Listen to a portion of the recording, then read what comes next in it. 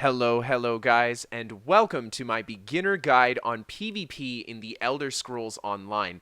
This guide is going to show you guys 3 different activities that you can do to help greatly improve your combat ability in this game and help you become a better PvP player in ESO.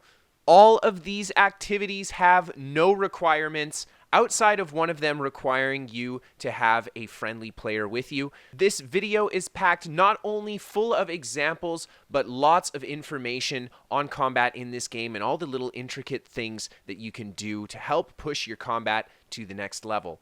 So if you guys are enjoying this video, feel free to hit that like button at any point. And if you guys are new here, hit that subscribe button. I create regular ESO content centralized around PvP. So without further ado, ladies and gentlemen, let's jump into this video. Alright guys, so let's go over the first drill that we're going to cover. Now this is an offensive drill that is not only going to teach you the basics of your offensive mechanics, but we're also going to go quite in depth into them and show you the different kinds of combos that you can do offensively, and we're pretty much just going to practice that. The whole point of an exercise like this is to get you first very comfortable with using animation canceling on your character, and then you work your way up to getting your different combos as clean as you possibly can. Your end goal should be to use your offensive abilities without thinking about them much at all, so it feels kind of just second nature to use them on your character. Now, I know that can sound like a bit of a long road, but don't worry, you got a lot of stuff to kill in your ESO journey, and if you make sure to practice these different things as you kill them, it will help you out in the long run with your gameplay mechanics. Now, in PvE, I would recommend that you guys do this either against the dummy or even against a mob that has an appropriate amount of hit points, 20 to about 50k, so that you can hit them with a strong combo and probably kill them. So, the first thing that we're going to talk about is animation canceling, and this is the hallmark of ESO combat. It is so important to this game, and it is summed up pretty simply. So, a light attack, a skill of choice, and then followed by a block or a bash. And essentially what this allows us to do is clip the animations so these all land at around the same time. Now, you don't have to bash in order to cancel an animation every time. It's actually just block that causes the animation to cancel. And as you guys can see there, block is causing our executioner to spit out a little bit faster. I included the bash simply because in order to bash, you do need to block, and it allows you to add a little bit more damage on the end of your combo with that bash splat.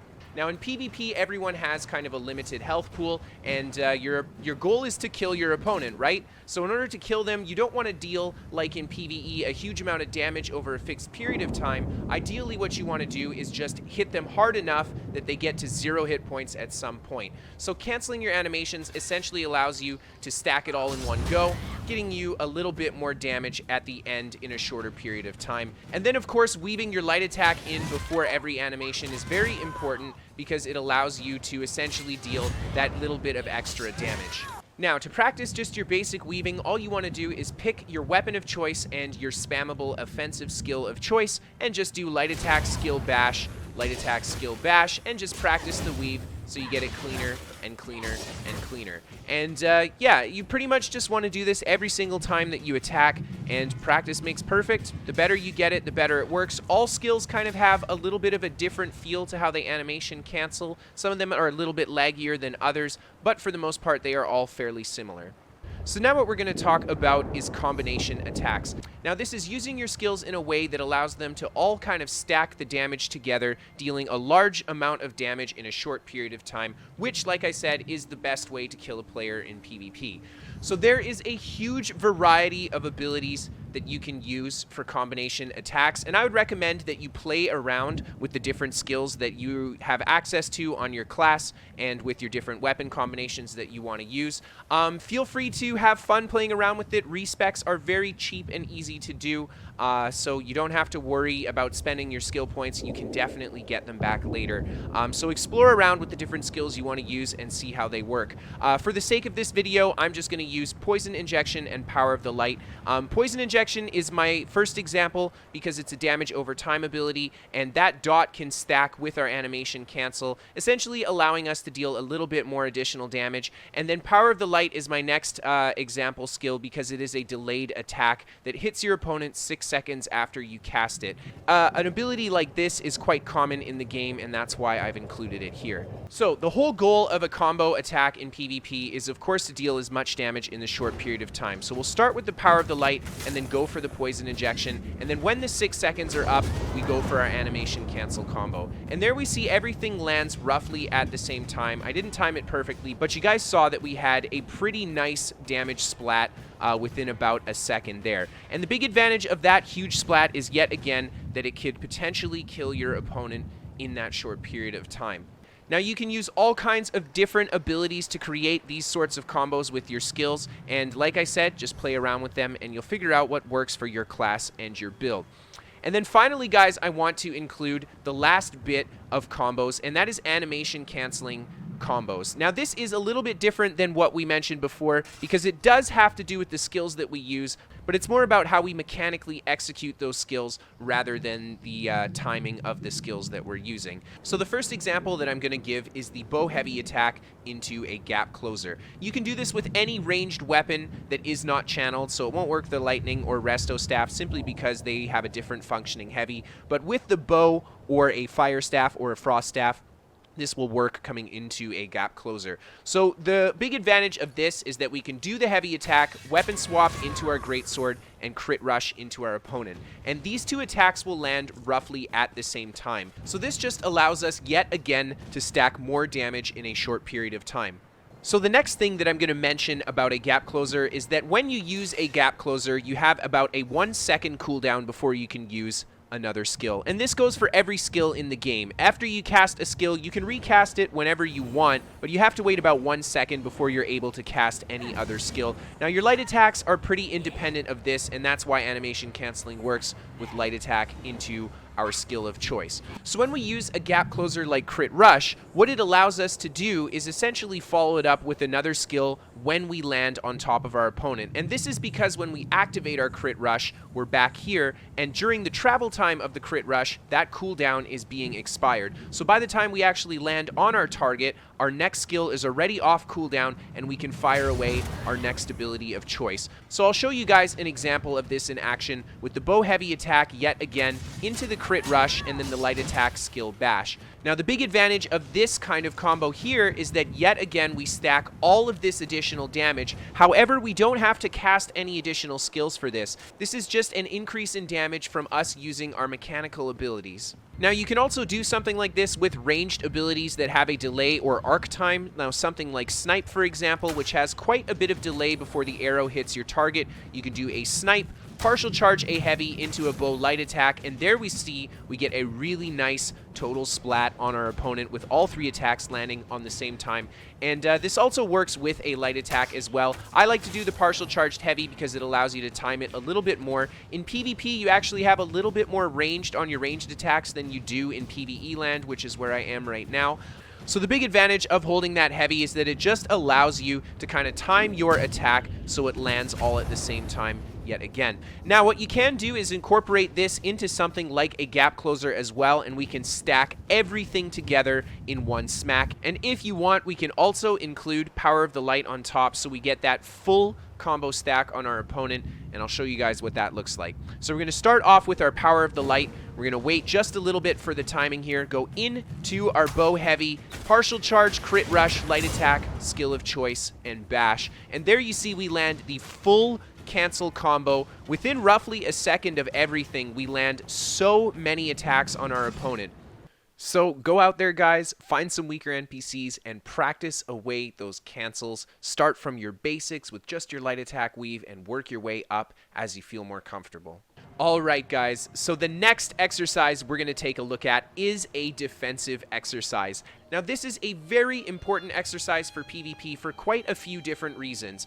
The first big reason is that it will teach you movement and positioning. Movement and positioning is very important in PvP simply because being in the right spot at the right time can be the difference between taking a huge amount of damage and not taking that huge amount of damage. You can essentially mitigate so much incoming damage just by moving around your terrain properly during a fight. This is also going to teach you a very important skill for PvP, and that is how to watch your opponent and be aware of what they're doing and not over-focus on yourself. I can't stress this enough that this is a very important PvP skill, because at the end of the day, if you're not watching what your opponent's doing and you're just focusing on whipping out your offensive combos, you will not defeat an opponent who's watching what you're doing.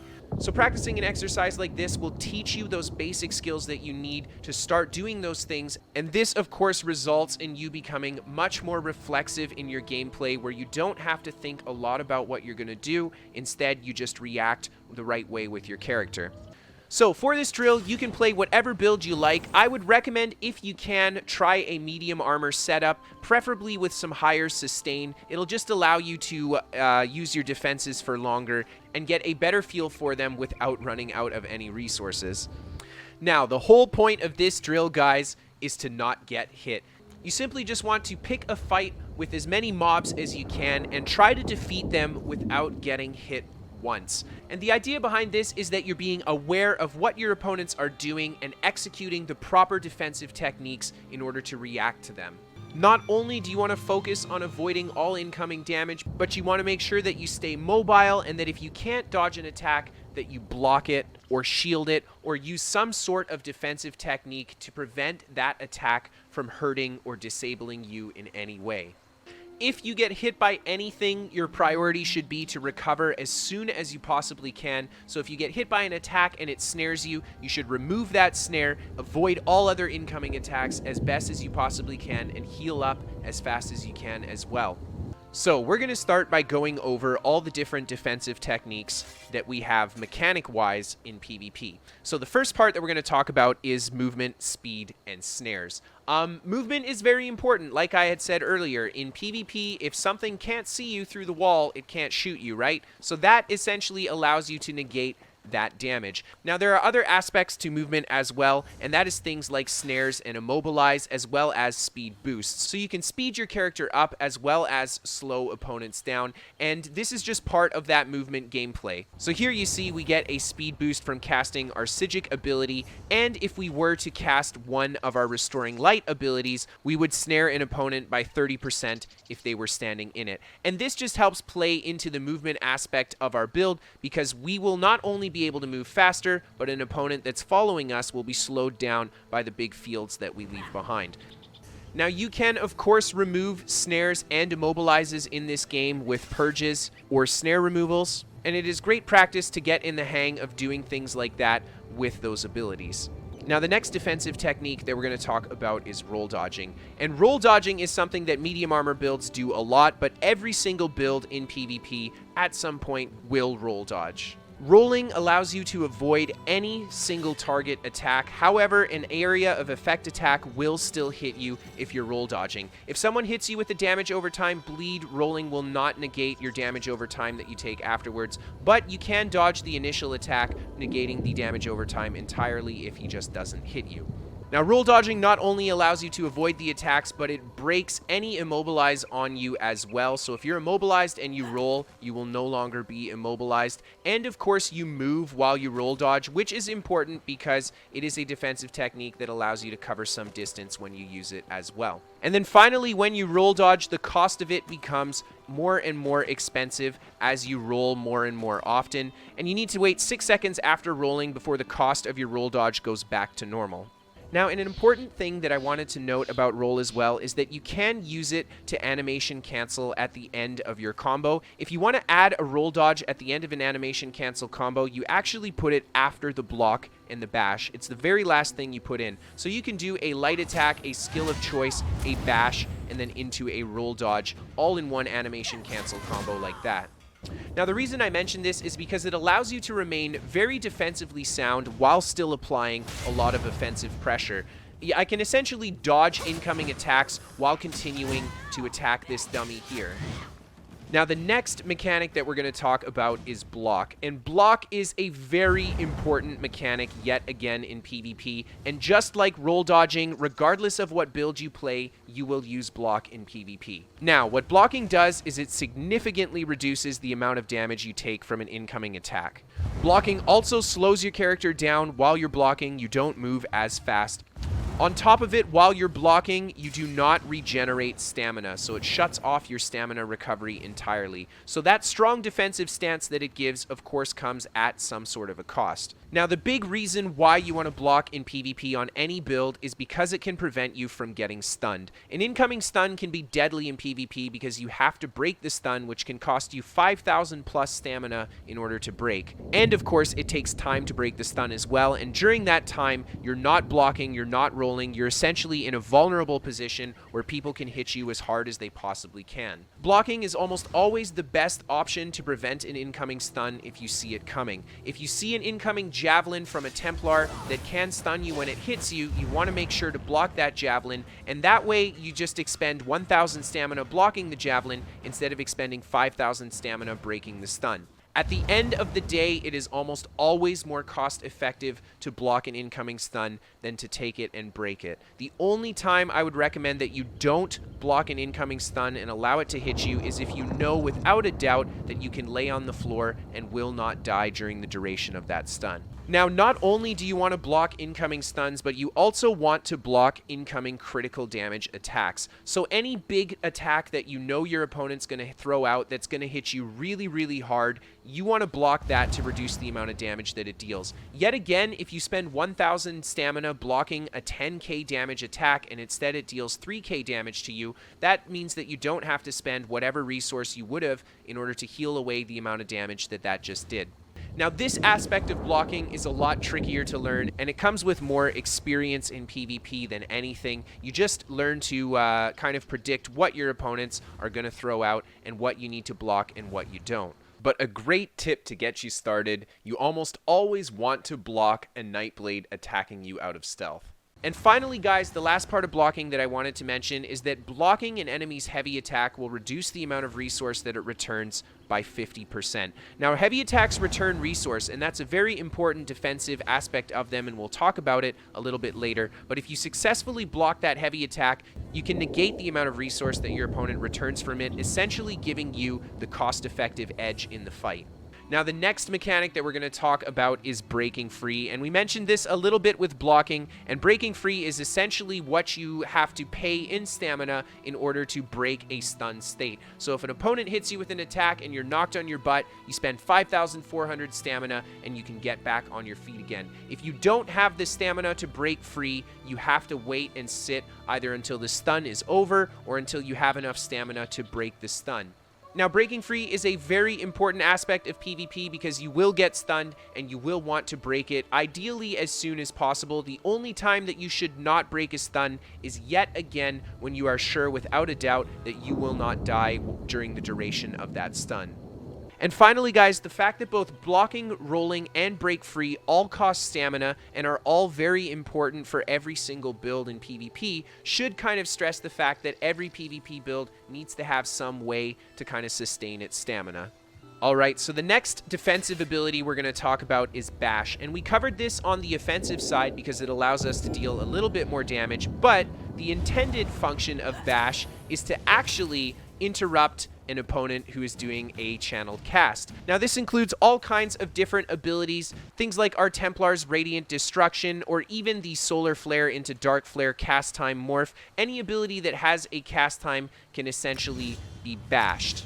Now, not only can you bash those abilities, but you can also bash an opponent who is on siege or an opponent who is rezzing a dead player. This is very valuable because in PvP, what often happens is that you will see people picking up the dead players that are laying on the ground. Bashing is a fantastic way not only to prevent that res, but semi-stun your opponent and put them in an off-balance state so they take even more damage from incoming attacks. And then finally, guys, the last kind of defensive mechanic we're going to talk about is heavy attacks. And heavy attacks have a few kind of aspects to them that make them a powerful defensive mechanic, as well as an offensive tool, because they do deal increased damage versus the light attack. Now, the first thing we did mention before is that heavy attacks return resource when you land them on an opponent. Now, different weapons return different amounts of resources, and the amount returned is kind of related to how long the attack takes to fire off. The longer the attack takes to fire off, usually the more resource return it gives. Restoration Staff is kind of a special weapon because it returns much more resources than any other weapon on heavy attack, but that's simply because of one of the passives that it gets. And of course, your physical stamina weapons will all return stamina, and your magical staves will all return magicka.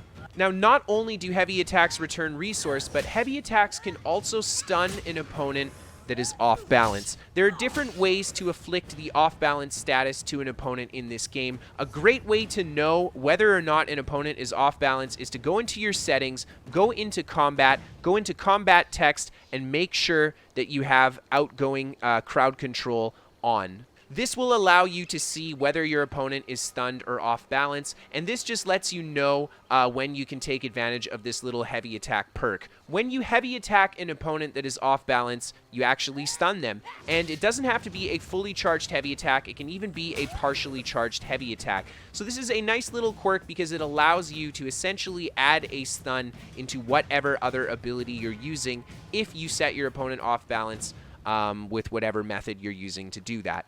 Now, if you want to practice this off-balance stun, one of the easiest ways to do it is, of course, to go into your Atronach tree, put at least 120 points in here for the Tactician passive when you roll dodge to set an opponent off balance. This is a great passive for this drill. However, it's not super applicable for beginners because, of course, it requires you to have quite a few champion points in order to invest into.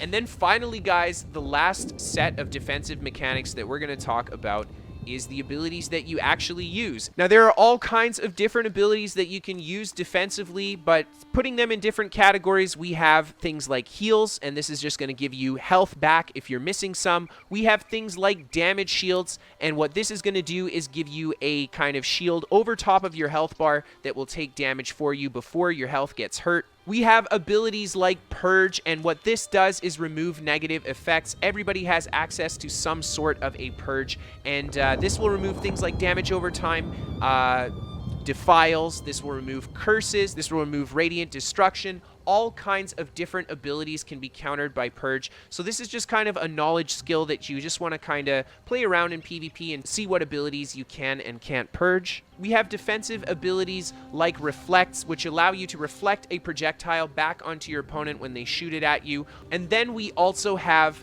immunity abilities that give you different kinds of immunity to movement CCs, be it maybe snares via the Greatsword skill, which makes you immune to snares for a period of time, or something like the Vampire's Mist form, which makes you completely immune to all forms of crowd control for a period of time as well. Now, all of these abilities are an important part of your defensive gameplay for sure, but they are the skills portion of your defensive gameplay, so they're kind of just like one piece of the puzzle, and you want to make sure that you use these abilities correctly in between all the other animation canceling and all the other intricate mechanic things that you're doing defensively as well, be it blocking, rolling, or dodging. So with this drill, just start by trying not to get hit. You don't have to attack right away. Just figure out what your opponents are doing. Watch the NPCs. Try not to get hit, take them down, then pull 2, try not to get hit, take them down, pull 3, try not to get hit, take them down, and so on. And it's just a process that's going to help build that awareness in your gameplay and help build that knowledge base of how to defend against each attack in each situation. And finally, guys, the last exercise that I have for you is simply dueling with somebody. It could be a friend, it could be a guildie, it doesn't matter. It's always nice to chat to the person that you're playing with though, but the important thing that you want is to make sure that they are around your character level and they are around your experience in PvP. You don't want to match yourself up with someone who is much better than you, especially if you're just starting out. It's much easier to get going when you get to play with someone who's around your level. Now, you guys will learn a lot from dueling in this game, and the whole point of dueling is essentially to fill your combat gaps. As you duel more and more, you will learn not only the quirks of your class and the mechanics that you use, but also the quirks and mechanics of the other classes that you fight as well. This just helps build on that PvP knowledge that you have, and the more knowledge you have, the better you will react to different things in PvP. Dueling offers you a very intimate experience one-on-one with your opponent, so you get to learn their class, and you actually get like a good feel for how your character feels in combat, because you aren't just going to get rushed down by a lot of opponents really quickly. You can see how your abilities interact with all the different opponents that you'll fight, and you get to see how their abilities interact with you, and you get to learn what you need to do to counter various different styles of gameplay in this game. And then finally, guys, dueling will give you that last element of PvP that none of the other drills do, and it will teach you how to actually fight another player. Fighting a human is a very different experience from fighting an NPC. They react in a very different way than any program does. They react organically. And that's something I really want to hone in on for PvP, is that at the end of the day, you're fighting a player, and they don't just chase you around mindlessly like an NPC does. Alright guys, so that is the end of this guide. I hope that you enjoyed it. As always, a very important part of PvP is having the right build. If you guys want to check out PvP builds, check out my YouTube channel. I have got tons of builds on my channel, as well as more PvP commentaries, and I feature builds and top 5 clips from other ESO creators. So if you guys want to check that stuff out, you can check it out on my YouTube channel. If you guys want to submit any content for a top 5 or to be featured as a build on the channel, you can send that in to KristoferESO@hotmail.com. If you want to come chat with me, you can check me out on Twitch. A link to my Twitch is down below in the description, so come hang out live if you guys want. And then finally, we are sponsored by What the Fast. They're a VPN for gamers. They are 100% free to try, no credit card to sign up. They give me better ping to my favorite games, so if you guys want to give it a shot, no harm, no foul. Thank you guys so much for tuning in today, and I hope to see you again next time. Have a great night, everybody.